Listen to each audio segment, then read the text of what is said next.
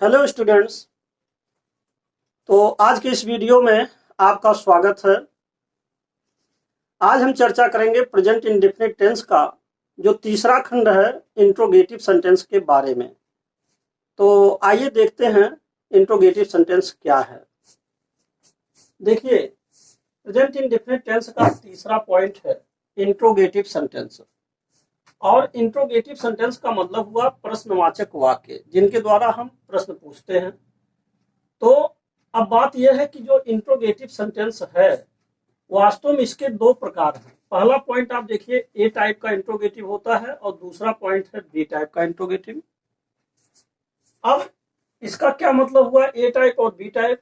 इसमें यह कहा जा रहा है कि यहां पर आप देखिए, नोट एक पॉइंट बनाया गया है कि ए टाइप के वाक्यों में जो इंट्रोगेटिव ए टाइप होगा सबसे पहले डू अथवा डज का प्रयोग किया जाता है।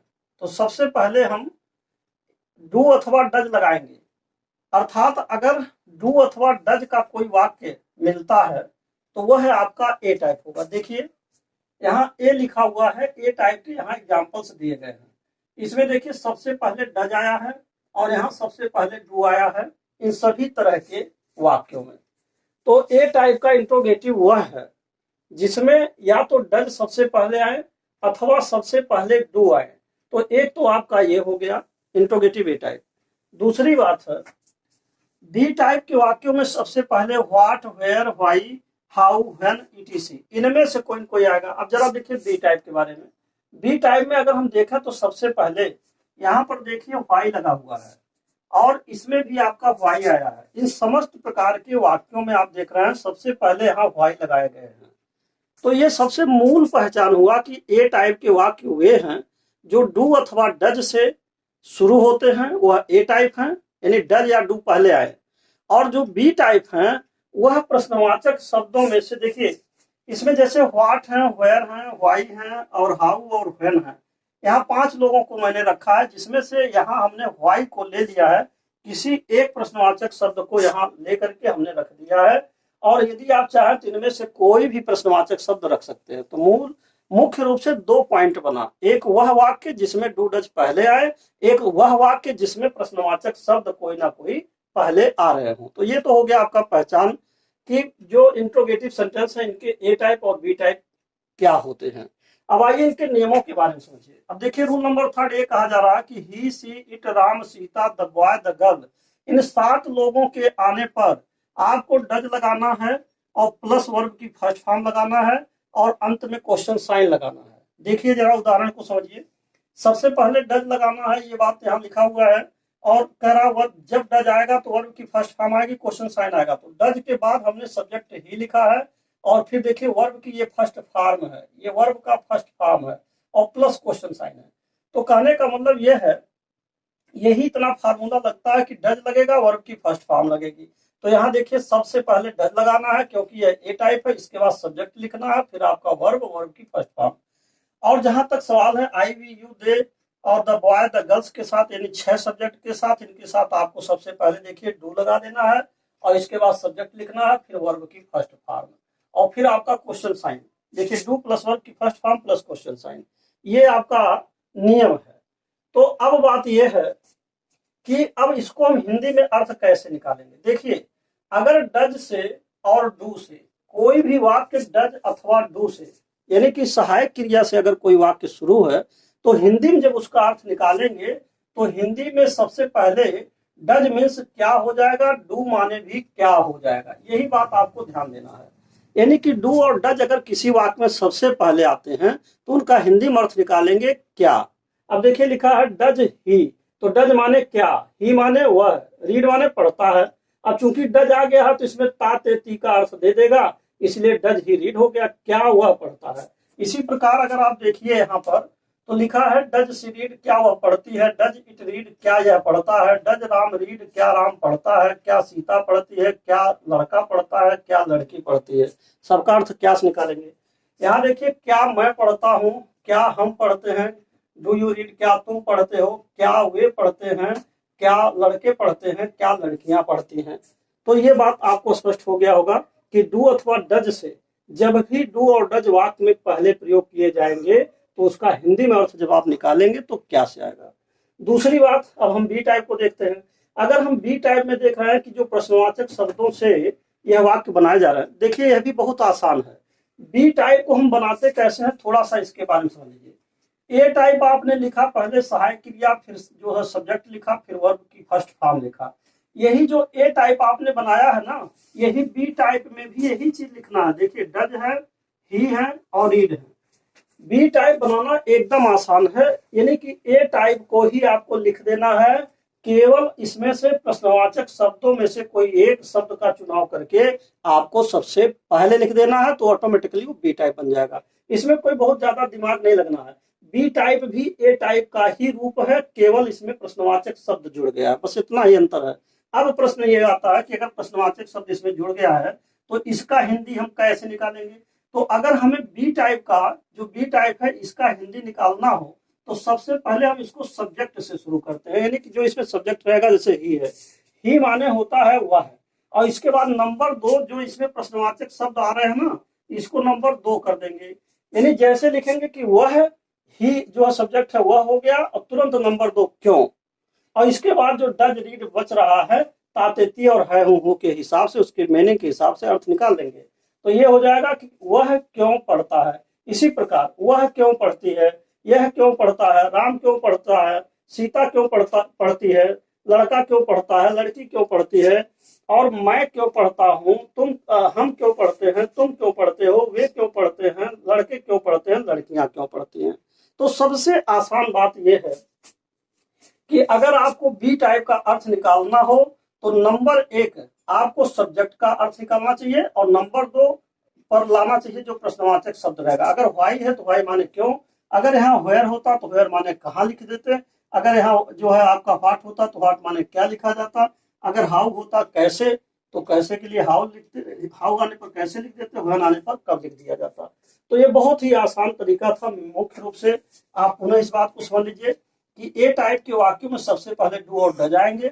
क्योंकि इंट्रोगेटिव सेंटेंस दो तरह के हैं, ए टाइप और बी टाइप। ए टाइप के वाक्यों में डू अथवा डज सबसे पहले आएंगे। डू या यानी कि डज पहले लिख दीजिए, या डू, डज अथवा डू सबसे पहले आ जाएंगे। और बी टाइप में जितने भी WH क्वेश्चन होंगे ये सबसे पहले आ जाएंगे। WH क्वेश्चन का मतलब है, देखिए व्हाट में WH आए हैं, वेयर में WH आए हैं, व्हाई में WH आए हैं, हाउ में H देखिए आ गया है। यानी W अथवा H से बनाए गए जो भी प्रश्न हैं ये पहले आ जाए तो ये बी टाइप का हो जाएगा। तो इस तरीके से हमने आपको प्रेजेंट इंडेफिनिट टेंस का इंट्रोगेटिव सेंटेंस के जो 2 स्वरूप हमने समझा दिया। देखिए यहाँ पर मूल पॉइंट आपको ये समझना है कि इंट्रोगेटिव सेंटेंस वाकई में केवल 2 प्रकार के हैं। एक तो आपका ए टाइप, और जिसको हम सहायक क्रिया से शुरू करते हैं, और दूसरा बी टाइप जो WH क्वेश्चन से शुरू होता है या प्रश्नवाचक शब्दों से शुरू होता है। लेकिन अब बात यह है कि जो बी टाइप के क्वेश्चन हैं, बी टाइप के द्वारा बनाए गए जो प्रश्न हैं, उनमें भी कई कैटेगरीज हैं। तो अब हम आपको इसके आगे जो बी कैटेगरी का है, B1 पार्ट है, उसके बारे में समझाएंगे। अब आप देखिए इसमें जैसे बी टाइप है तो बी टाइप में B1, B2, B3, B4 और B5 ये 5 तरह के नियम इसमें बनाए गए हैं। तो सबसे पहले मैं आपको इसमें बी टाइप का जो पहला नियम है B1, इसमें लिखा है कि हु से शुरू होने वाले वाक्यों को अफर्मेटिव सेंटेंस के नियमानुसार लिखा जाता है। इसका यह मतलब हुआ कि जैसे मान लीजिए लिखा है तुम्हें कौन पढ़ाता है, तो इसमें सबसे पहले कौन जो शब्द आ रहा है इसकी अंग्रेजी आप यहाँ हु लिख देंगे। अब देखिए हु तो आया, ये WH क्वेश्चन तो है, लेकिन इसका यह मतलब नहीं है कि हु आ गया तो हम डज अथवा डू का प्रयोग करेंगे, नहीं। जो भी हु से शुरू होने वाले जो भी वाक्य होंगे, इस वाक्यों को आपको अफर्मेटिव के नियमानुसार लिखना है, यानी यस या ईएस का प्रयोग करना है। तो देखिए तुम्हें कौन पढ़ाता है, तो कौन की अंग्रेजी हु लिख देंगे। हु के साथ टीच माने पढ़ाना होता है, तो टीच में ईएस जुटता है, टीचेज हो गया, और तुम्हें की अंग्रेजी यू यहाँ कर दिया गया, यानी कि हु को सब्जेक्ट बना दिया गया, और यहाँ जो तुम्हें आ रहा है ये यू आपका यहाँ चला गया। तो ये हो जाएगा हु टीचेज यू। और दूसरा, डॉक्टर को कौन बुलाता है, तो कौन की अंग्रेजी हु, और कॉल्स, कॉल में चूंकि यस जुटता है तो कॉल्स हो जाएगा द डॉक्टर। तो इस तरीके से आपका जो B1 है B1 को हमेशा याद रखिए, ये हु से शुरू होता है और हु से शुरू होने वाले जो वाक्य होंगे, भले ही यह इंट्रोगेटिव सेंटेंस है, परंतु इसके बावजूद भी इसको हम अफर्मेटिव सेंटेंस के नियमानुसार लिखते हैं, अर्थात यस या यस का प्रयोग करते हैं। जब प्रेजेंट इंडेफिनिट टेंस में हु आएगा तो आप इसको प्रेजेंट इंडेफिनिट टेंस के अफर्मेटिव का नियम लगाएंगे, यानी कि यस या यस का प्रयोग करेंगे। जो व्यवहार अफर्मेटिव के साथ होगा वही व्यवहार हु के साथ होगा। तो ये था इसके बारे में। अब आइए दूसरा देखिए, आपका B1 हो गया, B2 के बारे में। इसमें कहा जा रहा how many how much plus noun. अब हाउ मेनी हाउ मच और प्लस नाउन, इसका प्रयोग कैसे होगा?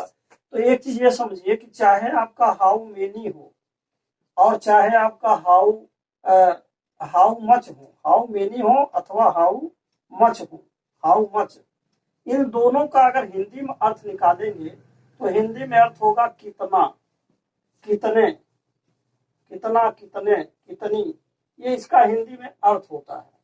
तो देखिए, एक बात और समझना है कि हाउ मेनी वहां लगाना चाहिए जहां संख्या हो। संख्या का मतलब जिसको आप गिन सके, count, which can be counted. और हाउ मच का प्रयोग वहां करना चाहिए which can not be counted, जहां मात्रा हो।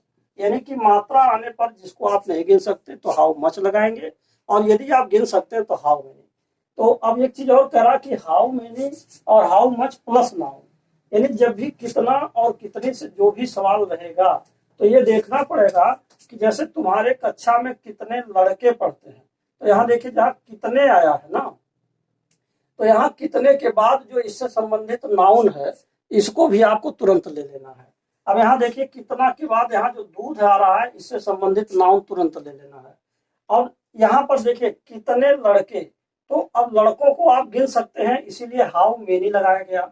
यहाँ पर आपका हाउ मेनी हो गया। अब उसके बाद लड़के तो बॉयज हो गया, तो बॉयज को जो इसका नाउन है हाउ मेनी के तुरंत बाद लिखा गया।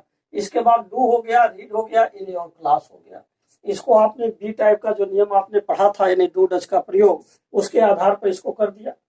अब यहाँ देखिए बच्चा कितना दूध पीता है, तो यहाँ पर हमको देखना है कितना दूध एक साथ आएगा, हाउ मच मिल्क, एक साथ ऐसे कर दीजिए। इसी को कहा जा रहा है कि how many how much plus noun. यहाँ देखिए how many boys, how many के साथ बॉयज, इससे संबंधित नाउन एक साथ कर दिया जा रहा है। इसके बाद सहायक क्रिया डू अथवा डल लग रहे हैं। अब यहाँ पर चूंकि बच्चा कितना दूध पीता है तो एक बच्चा है इसलिए डज द चाइल्ड ड्रिंक हो गया। और यहाँ देखिए बच्चे कितना दूध पीते हैं तो हाउ मच मिल्क, आप इससे संबंधित नाउन तो लिखे, लेकिन यहाँ चाइल्ड की बजाय चिल्ड्रन है, बहुवचन है, तो ऐसे स्थिति में यहाँ आप लगाएंगे डू, यानी कि डू द चिल्ड्रन ड्रिंक हो जाएगा। तो कहने का मेरा मतलब है कि यहाँ पर जो आपका हाउ मेनी और हाउ मच के प्रयोग हैं ये थोड़ा सा पेचीदा है। ये देखना होगा कि अगर सिंगुलर नंबर है तो आप डज लगाएंगे, यदि प्लूरल नंबर है तो आप डू लगाएंगे। तो ये था नियम, हमने आपको बता दिया B1 के बारे में, जो बी टाइप वाले इंट्रोगेटिव से ही निकला है, B1 के बारे में और दूसरा B2 के बारे में। ये दो नियम हमने आपको समझा दिया। अब आप आगे देखिए B3 और B4 के बारे में। तो अब देखिए आपका बी टाइप में तीसरा पॉइंट आप देखिए B3 क्या है और चौथा पॉइंट B4 क्या है। तो इसमें B3 में दिया हुआ है कि B3 को भी आप इसी तरीके से यानी हुज प्लस नाउन का प्रयोग इसमें भी होता है। अब जैसे लिखा है वह है किसका किताब पढ़ता है, तो किसका के तुरंत साथ जो है यहाँ नाउन आया हुआ है, तो जो नाउन आया रहेगा इसको तुरंत लिख देना। किसका की अंग्रेजी हुज हो जाएगा, हुज बुक लिख देंगे, किसका किताब तो हुज बुक, और उसके बाद वह पढ़ता है डज ही रीड। तो इस तरीके से आपका ये हो जाएगा। दूसरा है तुम किसका साइकिल चलाते हो, तो तुम किसका साइकिल चलाते हो, अगर इसकी बात की जाए तो यहाँ पर भी आप लिखेंगे किसका साइकिल, पहले लिख देंगे हुज बाइसिकल हो जाएगा और इसके बाद डू यू ड्राइव हो जाएगा। तो ये आपका हुज से संबंधित जो सवाल है यह भी ठीक उसी प्रकार है जैसे हाउ मेनी हाउ मच का हुआ, यानी how many plus how much और plus noun, how many how much plus noun उसका नियम था, और इसमें भी है हुज और प्लस नाउन। लेकिन अब चूंकि थोड़ा सा अंतर ये था कि उसमें हाउ मेनी हाउ मच दो शब्द हैं और यहाँ पर एक ही शब्द, इसलिए हमने इसको एक अलग कैटेगरी कर दिया B3। अब आप देखिए B4 के बारे में। तो B4 आपका क्या है, इसमें व्हिच और व्हाट का प्रयोग कैसे किया जाएगा। देखिए यहाँ दो बातें हैं, एक तो आपका व्हिच है और दूसरा व्हाट है। देखिए व्हिच और व्हाट दोनों का हिंदी में अर्थ एक ही आएगा, थोड़ा सा अंतर यही होगा कि कौन सी या कौन कौन सी, तो दोनों में क्या अंतर आपको मिल रहा है। देखिए ये पहला जो है ये सिंगुलर नंबर है, अगर सिंगुलर नंबर के कोई नाउन होंगे तो आपको हिच लगाना, जैसे तुम कौन सी किताब, तो यहाँ किताब सिंगुलर नंबर है तो कौन सी किताब, इसी नाते विच बुक एक साथ लिख देंगे। इसका भी सेटिंग वही है कि विच और प्लस नाउन, लेकिन अंतर यह है कि जब एक वचन होगा यानी सिंगुलर नंबर होगा, बुक जैसे आया है तो विच लगेगा।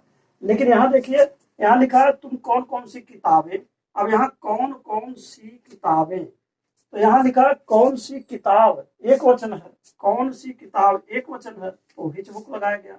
और कौन कौन सी किताबें ये आपका प्लूरल नंबर है, यानी कि प्लूरल का मतलब हो गया बहुवचन, तो इसमें आपका कौन कौन सी किताबें तो व्हाट बुक्स लगाया गया और डू यू रीड। तो इस तरीके से तुम कौन सी किताब पसंद करते हो, which book do you like, तो ये हो जाएगा। और तुम कौन कौन सी किताबें पढ़ते हो, तो ये हो जाएगा आपका what books do you read.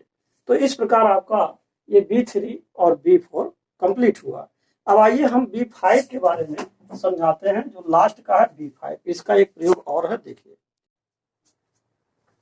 तो आइए देखिए अब बी टाइप का जो पांचवा और अंतिम भाग है इसके बारे में। इसमें हमने क्या किया है, सभी तरह के जो भी प्रश्नवाचक शब्द हैं इन सभी लोगों को देखिए लिखा हुआ है का सब्जेक्ट के रूप में प्रयोग होना। जब इन सभी प्रश्नवाचक शब्दों को जितने भी WH क्वेश्चंस हैं, अगर हम इनको सब्जेक्ट एज ए सब्जेक्ट के रूप में अगर हम सब्जेक्ट इसे मान लें यानी कि कर्ता के रूप में प्रयोग करें, तो इनके साथ भी वही काम होने लगता है जैसे जो अफर्मेटिव के नियम लगते हैं वही नियम इनके साथ भी लगने लगता है। कहने का मतलब है यस या यस का प्रयोग। और जैसे क्या होता है, तो क्या को हम सब्जेक्ट मान लिया व्हाट, अब होने की अंग्रेजी हैपन, तो हैपन में एस जोड़ दिया गया, क्या होता है व्हाट हैपन्स, ये हो गया। अब देखिए वही चीज फिर इसमें भी आ गया, जैसे मान लीजिए कहाँ होता है तो वेयर हैपन्स, कैसे होता है व्हाई हैपन्स, यानी क्यों होता है व्हाई हैपन्स, कैसे होता है हाउ हैपन्स, कब होता है व्हेन हैपन्स। तो इसी तरीके से जैसे ये प्रेजेंट इंडेफिनिट टेंस के लिए है यस या यस का प्रयोग यहाँ देखिए सब में हो रहे हैं। तो ये जो प्रयोग हुआ किसके अनुसार हुआ, अफर्मेटिव के नियमानुसार, क्योंकि इसी में यस या यस का प्रयोग होता है। तो इसमें ये बारीकियां समझना है कि भले ही ये प्रश्नवाचक शब्द हैं तो ये देख करके नहीं कंफ्यूज होना है, इसको ये देखना कि किस रूप में प्रयोग हो रहा है। तो डायरेक्ट कई बार ऐसा होता है कि प्रश्नवाचक शब्दों को भी हम सब्जेक्ट के रूप में प्रयोग कर देते हैं, सब्जेक्ट के रूप में व्याख्या कर देते हैं, तो ऐसी स्थिति में इनके साथ भी यस या यस का प्रयोग कर दिया जाता है। यही जब आप पास्ट टेंस में जाएंगे तो पास्ट में क्या होगा, जैसे अक्सर आप सुने होंगे कि व्हाट हैपेंड, अक्सर ये बात सुने होंगे कि इसका मतलब हुआ क्या हुआ, तो इसको हिंदी में कहते हैं क्या हुआ। अर्थात ये पास्ट टेंस अगर है क्या हुआ, अगर ये पास्ट टेंस है तो व्हाट हैपेंड क्या हुआ, और व्हेन हैपेंड कब हुआ, हाउ हैपेंड कैसे हुआ, व्हेयर हैपेंड कहाँ हुआ, तो इस तरीके से पास्ट टेंस में बन जाएगा। तो ऐसे ही आपका ये जो क्वेश्चंस थे इस तरह से हैं। तो आपने यहाँ पर देखा कि भले ही इंट्रोगेटिव हैं परंतु इसमें अफर्मेटिव के नियम लग रहे हैं। तो इस प्रकार मैं पुनः आपको बता दूं कि इंट्रोगेटिव सेंटेंस केवल दो प्रकार के हैं, एक आपका ए टाइप, दूसरा बी टाइप, ये मूल है। अब बी टाइप में भी आपके कई कैटेगरीज बनाए गए हैं, जिसमें हमने बताया B1 है, B2 है, B3 है, B4 है, B5 है, और क्रमशः मैंने सबका एग्जाम्पल दे दिया है। तो अब मैं ये आशा करता हूँ, मेरा यही उम्मीद है कि आपको इंट्रोगेटिव सेंटेंस भली भांति अच्छी तरीके से समझ में अवश्य आया होगा। और इसके बावजूद भी अगर कोई पॉइंट्स आपको मिस करता है या नहीं समझ पाते हैं तो आप उसका जो है कमेंट जो होगा वो कमेंट बॉक्स में आप उसके बारे में मेंशन कर सकते हैं और उसका रिप्लाई आपको तत्काल दिया जाएगा। तो अंत में मैं आपसे यही कहूँगा कि यदि आप मेरे चैनल पर पहली बार हैं तो कृपया मेरे चैनल को सब्सक्राइब अवश्य कर दें, साथ ही साथ बेल आइकन भी प्रेस कर दें, जिससे कि जो भी नए नए वीडियोज मैं बना रहा हूँ उसका नोटिफिकेशन आप तक पहले पहुँच सके और आप उसका समुचित लाभ उठा सकें। And finally thanks for watching this video.